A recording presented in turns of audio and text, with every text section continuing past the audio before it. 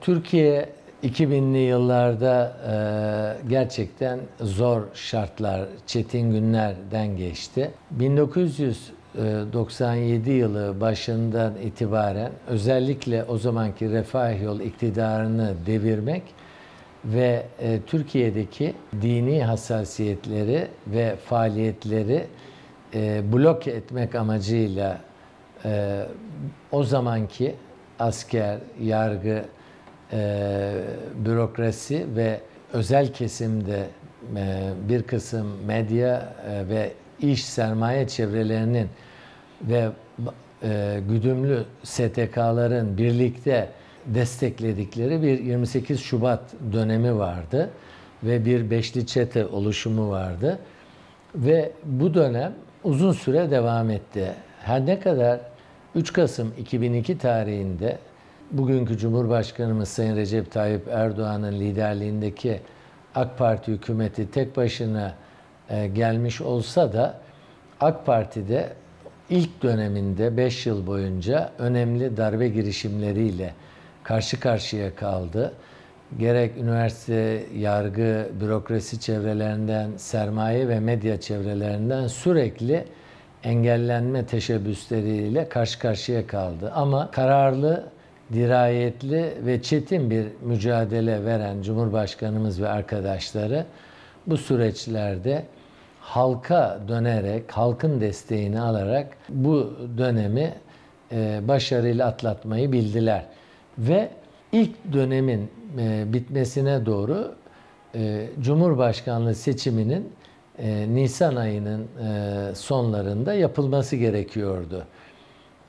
2007 yılı Nisan ayı sonlarında, Mayıs ayı başında yapılacak olan Cumhurbaşkanlığı seçimi anayasa gereği mecliste çoğunluğu elinde bulunduran AK Parti'nin salt çoğunluğu ile 3. turda rahatlıkla tamamlanabilecekti.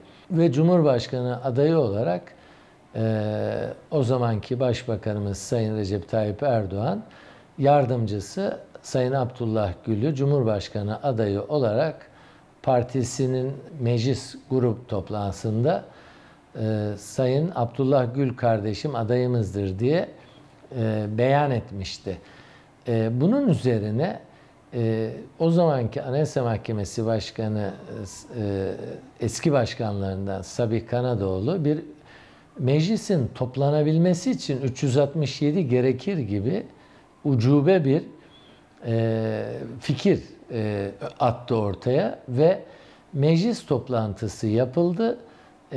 İlk turda meclisin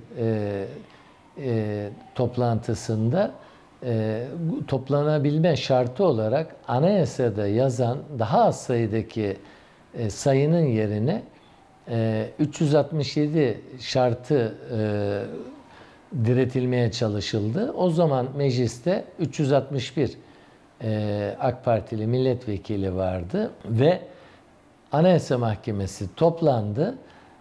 Bu meclis Cumhurbaşkanını seçemez, 367 toplanma şartını yerine getirmiyor diye Anayasa Mahkemesi anayasaya aykırı bir karar aldı.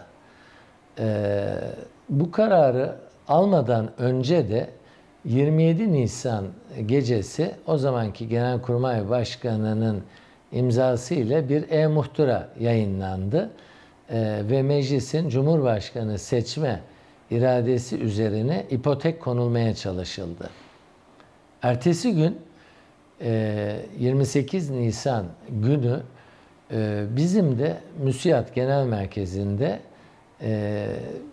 genel idare kurulumuz vardı. Yüksek İstişare Heyetimizi de çağırdık bu toplantıya. Biz de yeni genel merkezimiz Sütlüce'de daha bir ayı yeni doldurmuştuk. Ve o toplantıda MÜSİAD yönetimi ve kurmay heyeti olarak bu antidemokratik ve anayasaya aykırı e-muhtıra karşısında demokrasiyi, hürriyeti ve anayasal düzenlemeleri savunan ve hakkı ve adaleti savunan bir bildiri kaleme aldık ve bu e-muhtırayı tanımadığımızı yazdık ve o gün 28 Nisan Cumartesi günü Cemil Çiçek Bey AK Parti grubu ve yönetimi adına hazırlanan ve E-Muhtıra'nın asla kabul edilmediğini ve tanınmadığını ortaya koyan bir bildiriyle tavrını ortaya koydu ve ilk olarak da MÜSİAD bir STK olarak E-Muhtıra'yı kınadığını ve tanımadığını ortaya koyan bir duruş sergiledi. Bu da bizim gerçekten her zaman iftihar ettiğimiz onurlu, kararlı duruşumuzun bir sembolü olan bu tavrımızda MÜSİAD tarihi açısından çok önemli olarak hafızalarda yerini korumaktadır.